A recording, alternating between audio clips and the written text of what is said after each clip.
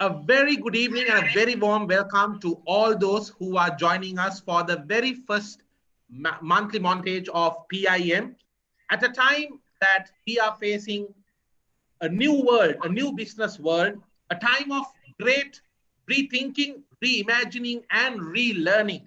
As the management mentor of the nation, PIM considers it the responsibility of PIM to carry out initiatives such as the monthly montage, where we intend to discuss the latest business topics on how it becomes relevant to your business, and most importantly, how do you upgrade your knowledge and skill which you can apply and implement in your workplace, and thereby make sure your workplace, your organization, your business is ready for the new reshaped global business world.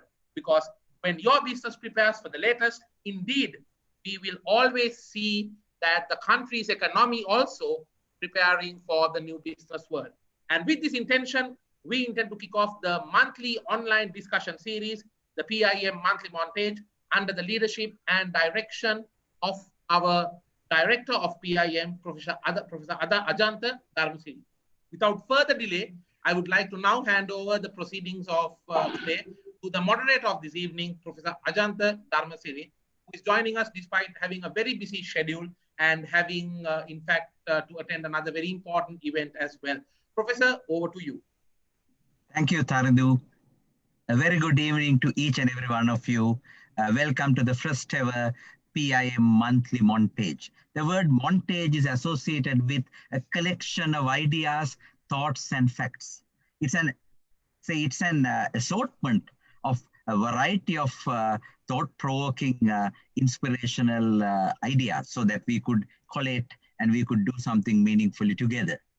So I think there's no better time than what we are going through to talk about the global affairs, the global events, the global changes, because we are living in a local world.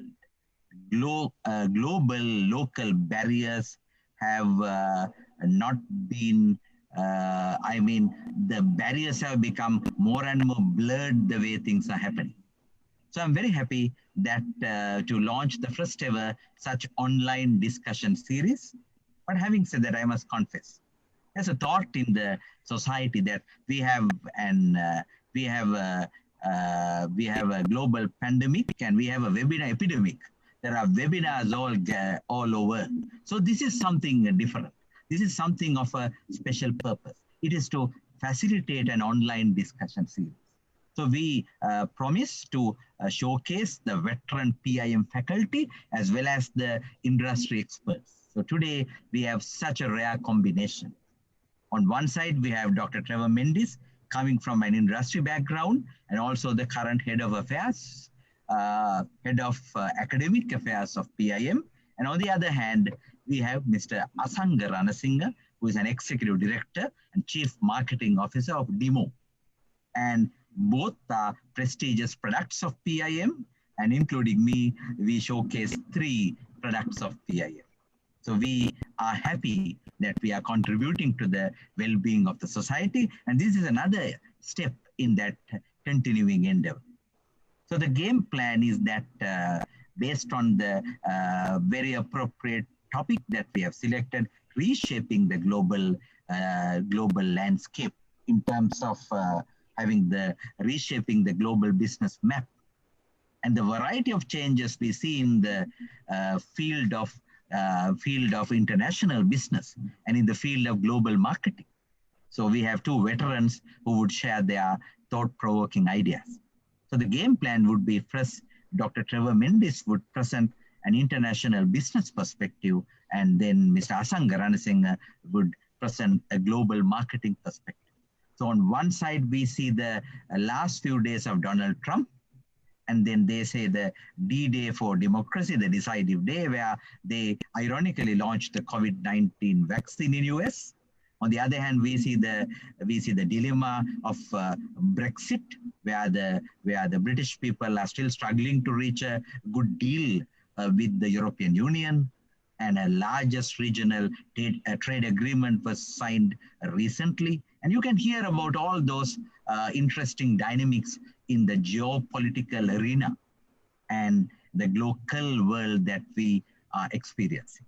So without further ado, let me first invite Dr. Trevor Mendes to take us through his thought sharing, and then he would hand it over to Mr. Asangaran Singh. Refresh, reflect, and relate. All the very best. Over to you, Dr. Trevor. Thank you, Professor. No country can survive without international business. Good evening, ladies and gentlemen. Welcome to this first session conducted by PIM. Now, my first area for this discussion is on why do countries form trading blocs? Why do countries form trading blocs? Now, this concept was initially introduced by Bele Beleza in 1953. You know, just after the Second World War, 6 countries in Europe, Sir Winston Churchill saw the threat from America on the other side of the Atlantic Ocean. And from this side, Russia was also coming as a force to be reckoned with. So he envisaged the threat from these 2 superpowers, and he formed the European Commission with 6 countries initially, but with the hidden agenda of converting entire Europe as one country in time to come. So in 1953, Bele Beleza wrote this journal paper on regional economic integration.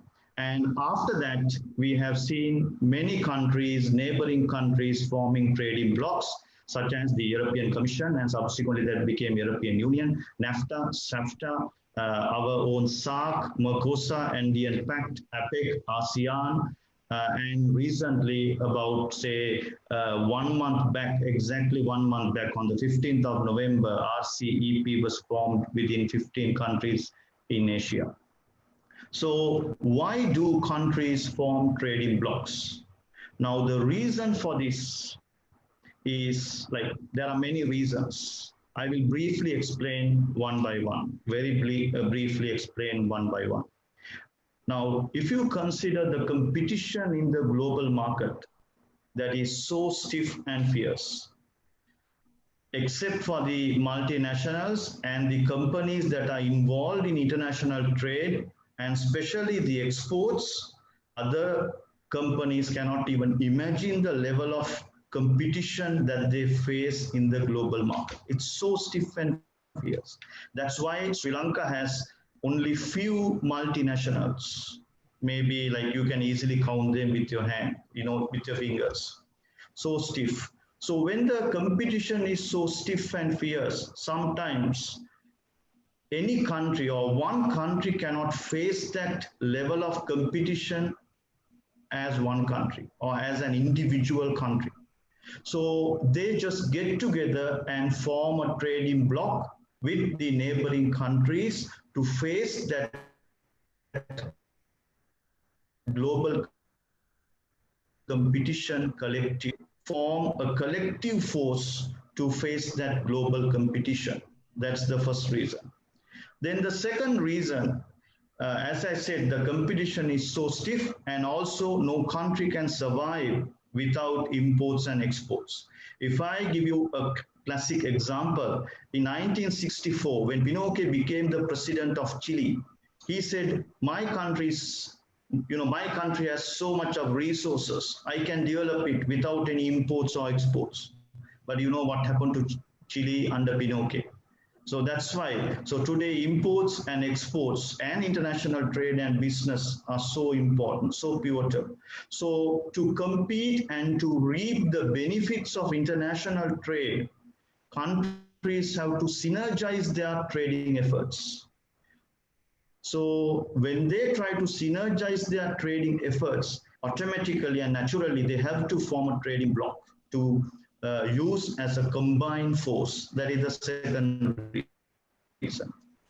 Then the third reason, when countries get, always trading blocs are formed basically or fundamentally taking the neighboring countries into consideration. As an example, America will never form a trading bloc with Thailand. They might sign bilateral agreements or multilateral agreements. It's a different story, but they will never form because always it goes with the neighboring countries. So the third reason to form trading blocs is when certain countries, neighboring countries get together and form a trading bloc. Investors, multinationals are filthy rich. They are constantly looking for investment opportunities across the world. So when their balance sheets are so strong, when their liquidity is so sound, they keep on looking for investments. So when they see a particular trading bloc is formed in a particular region with 12 to 15 countries, they see the entire trading bloc as an economic hub and they come and invest. So to attract, to allure such large foreign direct investments, companies form trading blocs. Then also the fourth reason is each country in the trading bloc can start exporting their goods and then import whatever they can't produce. And as a result, their exports will go up or sometimes exports will exceed the imports. As a result, they can have a favorable balance of payment to a great extent. Then also, as I said, no country is blessed with everything under the sun and the moon. They have to import certain things. Example, Sri Lanka doesn't have oil, so we have to import oil. Even China is importing lots of raw material. So no country is blessed with, everything, all factor endowments. So, and when you form a trading bloc, you can easily import whatever the resources that you require to produce locally from a neighboring country. Basically, it's across the border. So this gives them so much of reduced lead time for production as well as easy or short supply chain and so many other aspects. Then also, when the FDIs are high into the trading bloc, so much of inflow of foreign exchange is generated within the trading bloc and each country would be benefited. As a result, their internal currency would be appreciated. So likewise, there are many good reasons to form a trading bloc. Having said that, in the recent past, say probably during the last 5 years or so, we saw certain cracks appearing for the concept of regional economic integration or trading blocs. Example, Trump planned the Mexican wall to curtail trade with Mexico and also to curtail immigration issue. Brexit, England moved away from the European Union, which created a huge crack, not only for the European Union, but also for the entire world, giving so many or creating so many question marks in this concept. And also, our own SAARC, South Asian Association for Regional Cooperation, is dead and gone. So we wonder whether is it worth to continue with SAARC. So these are some of the cracks that appeared in the recent past. But again, I feel that such cracks have been plastered or, is slowly getting eliminated with the formation of RCEP, Regional Comprehensive Economic Agreement between 15 countries, which was signed virtually on the 15th of November. And I intend to talk about this later in the session. With that, I now hand over to Asanga to continue. Over to you, Asanga. Thank you very much, Dr. Trevor, for those very insightful thoughts and the discussion. You definitely set the tone for the rest of the session today. I would now like to invite Mr. Asanga Ranasinghe, a senior faculty member of PIM as well, to share his thoughts from the marketing perspective of this current situation, what it means to be doing international marketing in a pandemic-infused world. Mr. Asanga Ranasinghe, the forum is yours. Thank you very much. Thank you. So thank you, Trevor. It's a very comprehensive introduction by Dr. Trevor Bendis. So the topic today is the whole global business map. Has it reshaped, or is there a need for us to reshape our approach in terms of navigating forward? So in my role at DBO and also in my teaching role at PIM, some of the factors that we consider is the post-pandemic business. Now, we spoke about, I think Professor Dharmasiri spoke about the vaccine and all the positives that that are slowly coming in. Hopefully, this will pass us and this will taper down, and we can get back to some kind of normalcy, and it will be foolish to assume that we'll get back completely to what we had the pre-pandemic. But the world, at least if the world could get back to normal business, that is something that we can really look forward to. But there are a few things that we need to consider. I think Dr. Trevor spoke about the business angle. Let me come to the crux of the matter. We are all in business because we have customers, right? Without customers, there's no business. Post-pandemic, we need to understand, we need to discover where our customer has moved. Has the customer moved post the pandemic? So if the answer is yes, the methods or the tools that we used to engage with the customer needs to be relooked at.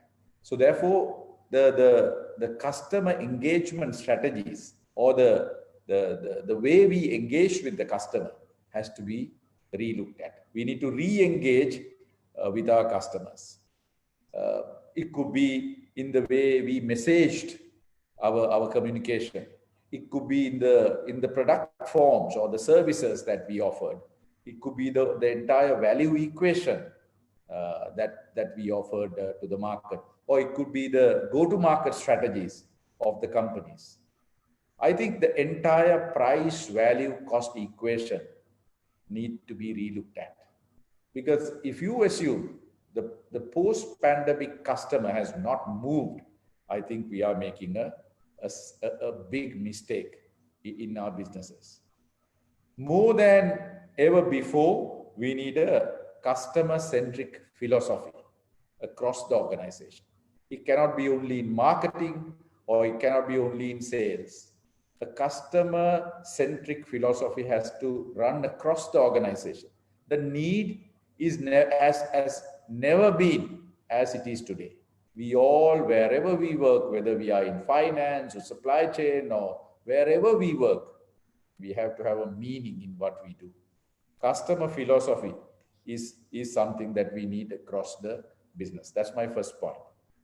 With that, we all need to realize that we need to understand that there is a directional reality that we need to all face. Rather than waiting for the customer to come to us, the time has come to us to go look for the customer.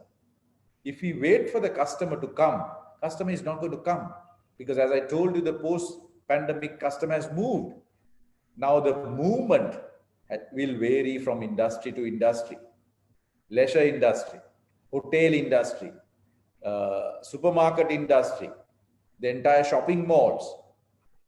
The way we do business need to change. We need to go after the customer. We have to look for the customer.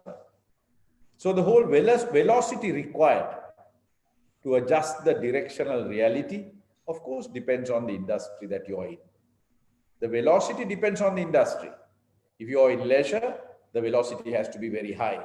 If you're in fast-moving consumer goods, maybe the velocity could be a little slower. But basically, how much the customer has moved, the entire customer demand factor has to be reassessed. You can't assume that the projections are going to continue just because we have a vaccine now, just because the pandemic will taper down. We can't assume the projections will hold. Everything needs to be relooked at. So how should companies adjust to this new directional reality? I have 5 thoughts to share with you. These are thoughts I have gathered by, of course, reading a lot, listening to the others, and looking at the business that I am involved in. These are 5 thoughts that I thought I'll share with you which you need to consider as directional reality in looking at the customer who has moved. The first one is we need to all expand our digital footprint. We would be foolish to think that we don't need to expand our digital landscape. We need to all look at expanding our digital footprint. It could be in the whole e-commerce space. It could be in the online marketplace. It could be the loyalty rewards. It could be the way you do sourcing. So it could be the way you engage with your employees. It could be the way the employees work in the organization. Whatever it is, you need to really look at and expand your digital footprint. If you don't do that, you're going to be left behind. Second one, in any business, irrespective of the business that you're in, you have a set of very loyal customers. These customers are very loyal to you. They have very fond memories. They are really bonded to the brands that you sell, or to the organization, or to your offering, or to the people of the organization. These are loyals. You have to reward them. This is the time to show gratitude. Reward the loyals. Walmart, you know that I was reading recently, Walmart is a company who will really look for cost optimization. They follow a low cost strategy. So they really look at the cost drivers and look for cost optimization. Walmart has decided that they will pay their gold suppliers who had been with them for a long period of time. We will pay them ahead of time. Why are they doing that? Because they know that they want to reward the loyals. If you reward the loyals now at difficult times, they will be their loyalty levels will go up big time. Third one, this is the time to connect emotionally with your customers. This is the time to connect emotionally. Understand the anxieties, understand the pain points the customers are going through and provide solutions. We often tend to get caught up in lots of meetings. Today I was reading an article where the Tesla CEO has openly said, stop your PowerPoint presentations. Stop, as the top leadership team, stop sitting and reviewing PowerPoint presentations and wasting time in boardrooms. This is the time for you to really go out there, understand the customer pain points, what the customers are going through, these difficult times, and connect with them emotionally. More you analyze your PowerPoint presentations, more distant you are going to be with your customers. Think about us, how much time we spend in rooms analyzing slide after slide after slide and applauding people who make good presentations. Presentations will not bring customers. Action will bring customers. But action centered around connecting emotionally with your customers will go a long way in these very difficult times. So I remember reading this article about Dettol hand wash challenge. When I was at Unilever, we used to do this Lifebuoy hand wash challenge, where you really move emotions, small things, but you really move emotions, really understand what the customer anxieties are. Fourth one, recognize the financial constraints. This is a time where everybody is going through lots of financial constraints. Building long-term relationships and loyalty at a time where people are having financial constraints will build loyalty with your customers. And the last one is about turning threats into opportunities. We are surrounded by lots of threats. If you look around, you will see lots of threats. But all these threats, if you carefully look around and see what's really going on, you will see opportunities. You will see silver linings. Great managers, great leaders are able to see these opportunities. Take small steps. A journey of 1,000 miles, start with a single step. Start small steps. digitize your company, reward your loyals, connect with your customers emotionally, recognize the financial constraints your customers are going through, and turn threats into opportunities. If you do that, you can really, really create a new directional reality for your organization.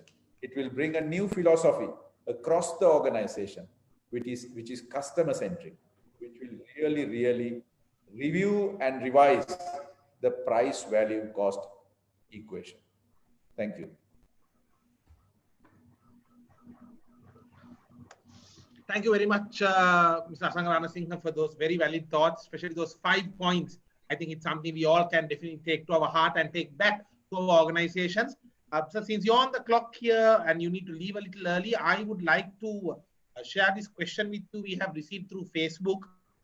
They are asking, especially for Sri Lankan businessmen or Sri Lankan entrepreneurs, what are the big international business opportunities this pandemic has brought? As you very correctly said, this is a time we need to convert threats into opportunities. Now, the way you see it, maybe within the Asian region or maybe globally, what are the new business opportunities that Sri Lankan businesses have now access to? This is a question that one of our viewers through Facebook would like to share with you. That's a very, very difficult question to answer. If you ask me the categories where the opportunities are open, that's a very difficult question to answer.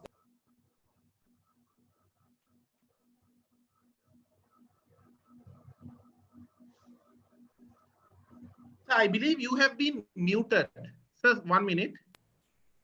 All right, now we can hear you now, sir. Yes. No, okay, now okay. Is that okay now? Yes, can hear. Right. See, that's a very difficult question. If you ask me what are the industries where the opportunities are, then that's a difficult question to answer, because that requires in-depth understanding in terms of the consumer patterns, the consumer preferences, the need states, and so on. If you look around, one big factor that is really going or moving in one direction is this customers' concern for health, safety, and well-being. So that is one area where there's tremendous opportunity. People are looking for solutions for vitality, and those areas are very important. But more than anything else, what we are lacking in Sri Lanka, or what we need to do very fast, is to look for global opportunities and build global brands.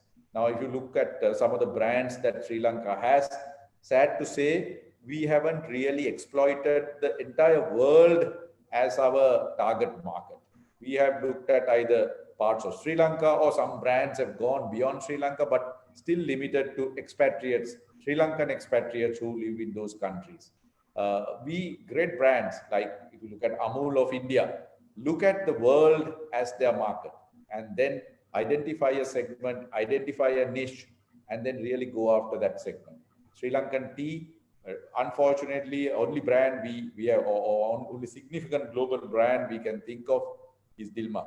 There's a lot we can do with Sri Lankan spices, the cinnamon and value-added products, and so on, and services. Sri Lankan companies, the IT exports, services. There seem to be lots of opportunities for us to really exploit. We need to be the first mover. We need to build global brands.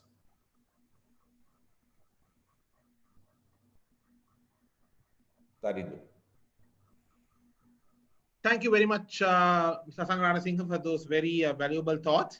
I would now like to move on to Dr. Trevor Mendis. Dr. Trevor, as you were mentioning earlier about this RCEP, now we all know and we have been observing, and it is quite evident that China, the Chinese government, through various strategic investments, they are increasingly enhancing their political powers and also their economic influence across the region and around the world. One even sees this as a potential redevelopment of the whole Silk Route, but with more of a dominance from the Chinese parties. Now, this RCEP that has been signed with 15 countries, the ASEAN region, China, Australia, New Zealand, in your view, how is this reshaping the trade, especially in the Asian region? Because as we all know, this is the era of Asia, this is the decade of Asia, or maybe even the century of Asia we are in. In your view, how do you think that this RCEP will actually reshape things? And maybe what exactly is RCEP about? Because it's said to be the biggest trade deal in the history of trade. Over to you, sir, for your respected thoughts. Yeah, thank you, Tarindu. But before I answer your question on RCEP, I will give you another, change of events that happened in the history with the 9/11 attack.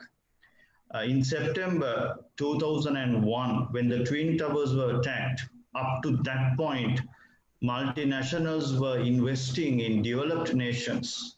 And if I remember right, some of the statistics, that time the FDI inflow to developed nations was around $1.2 trillion. But just after the attack, that came down to $620 billion, exactly by about 50%. And that was the era that FDI, multinationals, thought of moving towards Asian countries in terms of risk assessment and so on, because they saw the potential in Asian countries and they saw Asian countries as less risky countries to invest. So with that, most of the FDIs moved towards China, India, Vietnam, Bangladesh, and so on. And that was the beginning of the globalization towards Asia. And we started to say that the globalization has an Asian face by 2010, 2012, and so on. So that was one of the significant changes that took place in the history in terms of FDIs. So the COVID has also changed some of these landscapes to a great extent. But having said that, RCEP negotiations were started way back in 2012 when China was doing really well. And most of the multinationals were looking for Asian markets for their production as well as to export them back to the Western world and America. And also we know that ASEAN trading bloc was there, Association for Southeast Asian Nations, which was formed in 1967 with few countries and so on. But the issue is, comparatively, ASEAN couldn't reap the benefits of international trade due to their internal issues.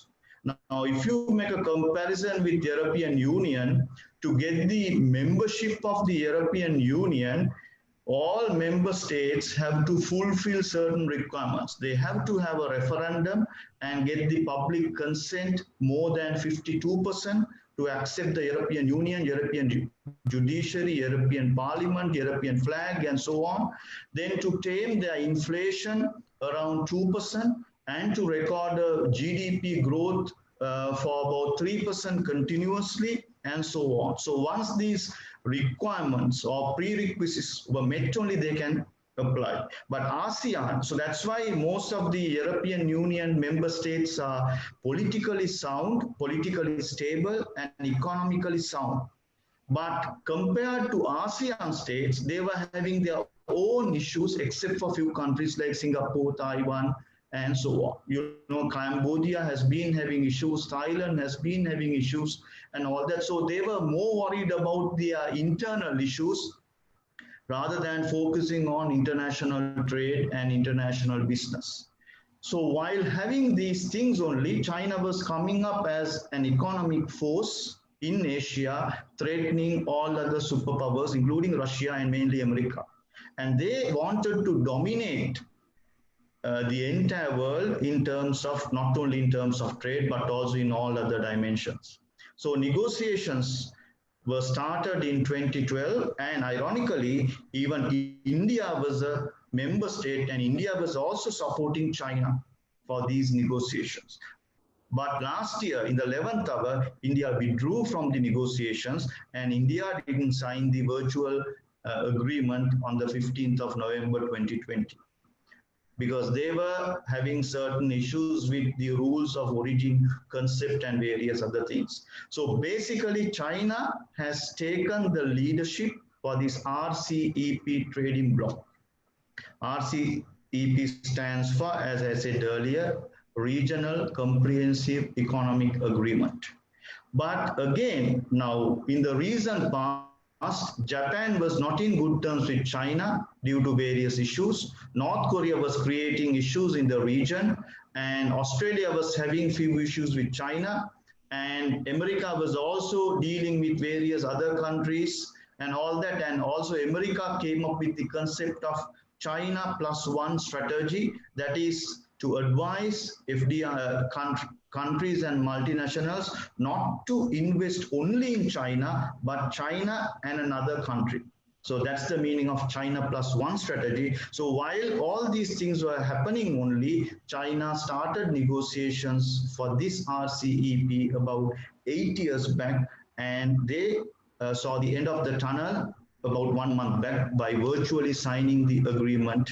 But they have certain issues, because one issue is when ASEAN member states couldn't reap the benefits of that trading bloc, huge question mark stays there, because can they achieve their objectives?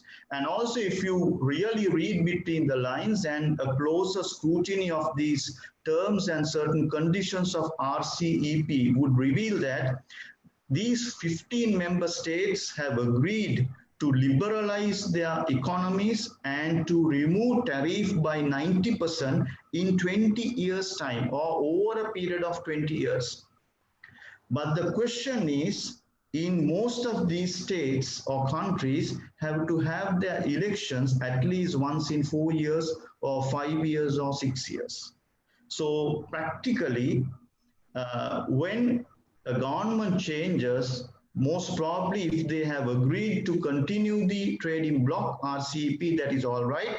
But if not, with the change of the government in few countries, probably again the trading bloc could see a natural death, like Mercosur or Andean Pact in the Latin American countries. So these are, but at the same time with RCEP, we see certain issues on rules of origin. Now, rules of origin, which is commonly known as ROO, has been having issues in practical terms, and there's no one proper yardstick due to value additions and all that, but they have specially included, as per my knowledge, they have specially included a rule to say that not only the made in whatever the country rule, but also if they export some goods to, say, from China to Vietnam, and if Vietnam adds certain value additions to that particular product and exports that to America, then what would be the rule? And as per the agreement, probably they might take Vietnam as the rule of origin or country of origin.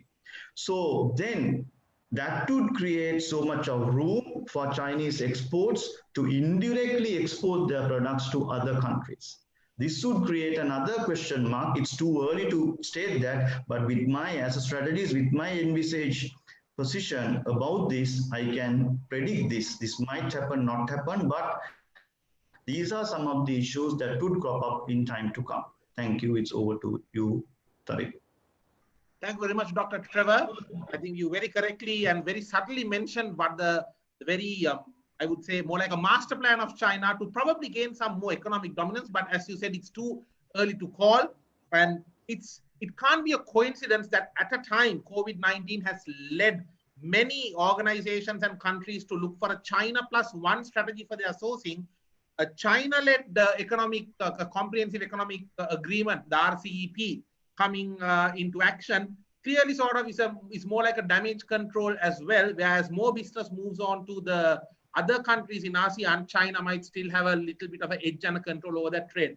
Since Mr. Asanga Ranasinghe has to leave at 6:45, I would like to open the forum for Mr. Asanga Ranasinghe to share his final thoughts, and especially to address one key aspect here. Sir, with your experience and your, I would say, decades of exposure to the different cycles that this international business scenario has been through and the different waves it has faced, I'm quite sure you've seen it all. But we are now seeing a time like no other. My question to you, sir, is that as more and more countries are looking for a China plus one approach, for Sri Lankan companies to put the hand up and say, hey, you know what, consider us, consider our organization. For them to say that, what are the key characteristics that these organizations need to have? In other words, if we are to be successful in the new international business landscape, what is it that the global businesses will be looking for in Sri Lankan organizations? Over to you, sir, and you can address that and share your concluding remarks as well, and hand it over back to Dr. Trevor. Thank you very much. Thank you, Tarindu. So I think it's a great question, huge opportunity for us as Sri Lanka. One, the geographic location that we are in, and our relationships, our non-aligned, the so-called non-aligned relationships that we have with the West, the US, India, and China. Because of that, I think that we also have an opportunity for us to really pitch for some of the businesses to be located out of Sri Lanka. I think I already know that some of the companies are doing that, talking to some companies, some principals. I mean, we at DIBO, we are actively engaged in that, and similarly, there are a few other companies in pharmaceuticals, in automobile, and so on, who are looking at marketing Sri Lanka as a destination to participate in this global trade. So if you ask me, what is that biggest advantage we have? Of course, we don't have much, we have a lot of disadvantages. I don't want to talk about those, but the advantage, the primary advantage is we have the location advantage, our relationships with the countries, and more than anything else, the people we have, the talent we have, the skill base we have. We can really market that, and our ability to interact with anybody, our ability to engage with different kinds of businesses. These are things that we can really harp on, and we can really pitch. But the most important thing is, again, as I said before, it's all about leadership coming together, having that will, having that outlook of the global scenario, not be confined to Sri Lanka, trying to win this battle among a few competitors. It's about having a broader outlook and looking at the entire world and seeing opportunities, and then really working towards that. Time is very short, resources are very limited, so we need to act fast and act very smart. Because there are, like us, there are others also trying to do what we are trying to do with other advantages like India and some of the ASEAN countries and so on. So very important that we put forward our strengths, our human resources, our location advantages, and really move forward in terms of pitching Sri Lanka as a destination. But we need to build the global competence in our in our leaders, the global competence to win in the global marketplace. So Tarindu, thank you very much for having me. I'm sorry I need to leave early. I mean, I'm in Gaul in part of a meeting, so I excuse myself and connected, and Dr. Trevor will take it forward from there. Thank you very much. Thanks, Doctor. Thank you very much, sir, for those very insightful thoughts. Thank you, and thank you a very good day ahead. Thank you. Thanks a lot. So, Dr. Trevor, I would now like to hand over the session to you for the final session. And I believe you will be addressing us on one of the main reasons why, I would say some key reasons as to why Sri Lanka as a nation doesn't have that many multinationals. We heard Mr. Asanga, in fact, mentioning about Dilmah, but why isn't there more like that? When we consider some countries like Singapore being much smaller in population and resources, they have so many multinationals. But how come Sri Lanka is lagging behind? And there is a very interesting question that has been raised in connection, maybe to further encourage such multinationals from Sri Lanka. What kind of changes in economic strategy do we need, maybe in terms of government policy? So with that, I would like to hand over the session to you, sir. Okay, thank you, Tarindu. I will tell you very briefly why Sri Lanka doesn't have many multinationals. There are so many reasons. One is, as I said in my opening remarks, global competition is so stiff and fierce. So when we face some fast bowlers in test arena, in a test match, we have to be well equipped and we have to practice properly to face that fast bowler. So likewise, as a nation, we have to have certain standards. Like I can tell you, it has to be done in two ways: internal improvements as well as external activities. So internally, we have to improve our standards. Our productivity is very, very low. Our yield is very low. Our efficiency is very low. So if we are going to compete in the global market, definitely we have to improve our productivity, yield, and efficiency. This is a must. Just imagine if we are going to compete with some of the Japanese companies, Singaporean companies, right? Companies from Taiwan and South Korea. You can imagine the level of productivity that we have to maintain. But unfortunately, at the moment, we have, our rejects percentage is very high, as well as we have so many other bad loans, non-performing, everything towards the negative side. So that's one example. And also we have to improve standards for everything, even for our fast food, then to do certain things, then for production. And we have to think we produce everything, not for the local market, but for the global market. Think globally, act locally, but it doesn't happen. Then also, now, as you mentioned, when we formulate our economic policy for the country, our economic policy should contain, now these are some of the evolving concepts or new concepts going beyond the traditional way of thinking. Our economic policy should contain or should consist of not only the economic aspects like GDP growth, per capita income, and so on, but definitely we have to include non-economic aspects as well. As an example, by 2022, we want to be within the first 25 nations for least corrupt countries in the world, totally non-economic. Or this is the way for whatever whistleblowing or whatever. We can take a leaf from Singaporean Act or whatever for corruption. Like that, we have to include some non-economic aspects into our economic policy. Then also we have to develop skills and labor, the vocational training and skill development is a must. As Asanga correctly said, our people are really good. They have so many competencies and capabilities, but we have to develop them to bring them to that global level in their techniques, thinking patterns, attitudes, and all these things. So these are very, very important. And also we have to have proper policies, example, education policy, foreign policy, trade policy, energy policy, agriculture policy, health policy, and so on. So the transport policy. So these policies, if we can implement well-thought policies for the next 10 to 15 years, probably we have a good framework to work within. And then after 15 years, then the investors also see Sri Lanka as a conducive country or favorable country, right, to do business. So those are some of the examples. I can tell you a lot. Those are some of the examples from the internal perspective. Now, if you really see from the other side, we need so much of foreign exchange. So there are basically there are 4 ways of earning foreign exchange: exports, foreign remittances, tourism, and foreign direct investments.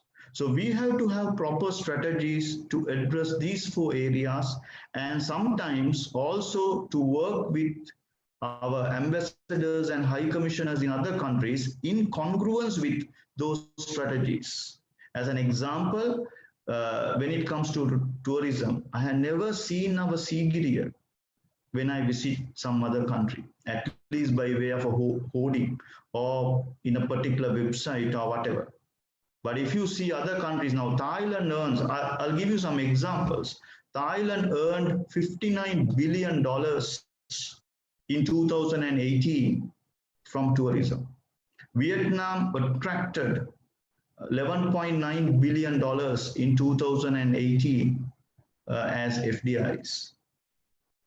So these are some, so they have been working to achieve these levels for so many years. They have a master strategic plan integrating all these aspects, internal aspects, external aspects, getting the market intelligence from the ambassadors and high commissioners. And also I personally feel as a strategist, we should give targets for our ambassadors and high commissioners and all these. So internally we have to develop, and if a company is exporting whatever the substandard products to ruin the image or tarnish the image of Sri Lanka, definitely that company has to be blacklisted. So proper rules and regulations should be in place. So all these things will collectively help us. Having said that, also we can definitely expand our export basket. Sri Lanka, as Asanka correctly said, the strategic location, I'm pretty sure we are not using this to the maximum level. Then this is an island. We have the ocean. We have to export fish. We have to strengthen not only the backward integration, but we have to go for double backward integration. And we have to think, now Japan provides 12.1% of the fish requirement in the world, being an island which is 4 times bigger than Sri Lanka. So why can't we just export at least 1% of the requirement? Then again, another example, European Union imports goods from other countries, right? 26 countries to the value of 7,500 billion euros per year. Can't we at least get 1% of that, which is 75 billion euros? We have to have a proper, failing to plan is planning to fail. So with that, I conclude my comments. It's over to you, Taridu. Thank you very much, Dr. Trevor, for those excellent sentiments you shared. You definitely did have the perfect blend between the practical aspects of it, backed by sound theoretical concepts and principles as well. Well, we have only 5 more minutes to go, and I believe we have answered all the questions as well.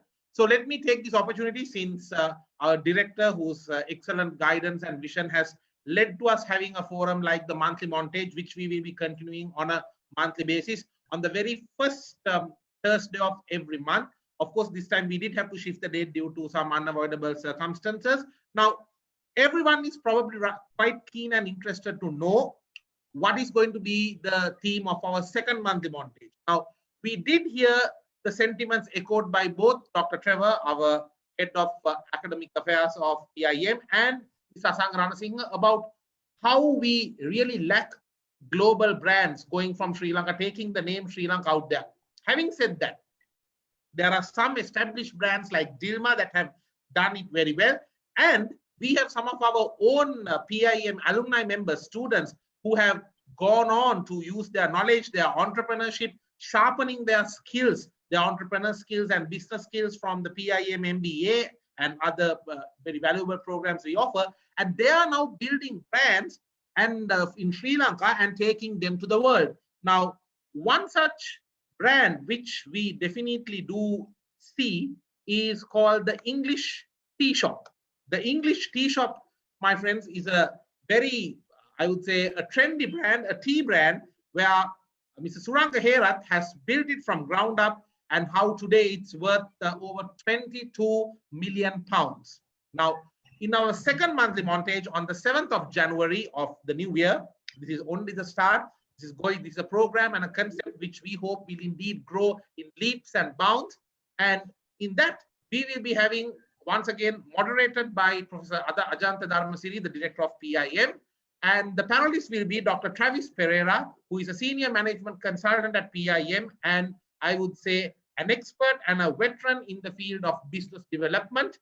And along with him, our industry panelist member will be Mr. Suranga Herath, who is the director CEO of the English Tea Shop. And our focus will be on how to win the value game as Dr. Trevor and both Mr. Asanga very clearly mentioned, we need to question ourselves, what's the value that we are adding to our market, to our customers? How do you add the best possible value? And to do that, what kind of an enterprising mindset do you need? How do you make sure you achieve excellence in value addition and value creation so that you will be able to attract and retain the market? So it's an exciting theme, and definitely that will be our focus in the next monthly montage. With that, I would like to wrap up today's session. I would indeed like to once again thank Professor Ajantha Dharmasiri for his visionary mindset in coming up with this program. To our two panelists, Dr. Trevor Bendis and also to Mr. Asanga Ranasinghe, who joined us despite having, both of them, despite having very busy schedules, joined us for more than a time period of 1 hour and shared their valuable thoughts. And also to you, the participants who have been here, who have been very much engaged with the program, listening to what we had to share, both through Zoom and through Facebook Live, and also to the technical team at PIM for making this a reality despite working remotely and working from home. So that would be it for this evening. Thank you very much for joining us, and see you on the 7th of January with the second edition of Monthly Montage, focused on winning the value game. I'm Tharanga Amarsekara, on behalf of the team at PIM, wishing all of you all the best for the season. Stay safe and stay healthy. Thank you, Tanidu. Thank you, Prabhash.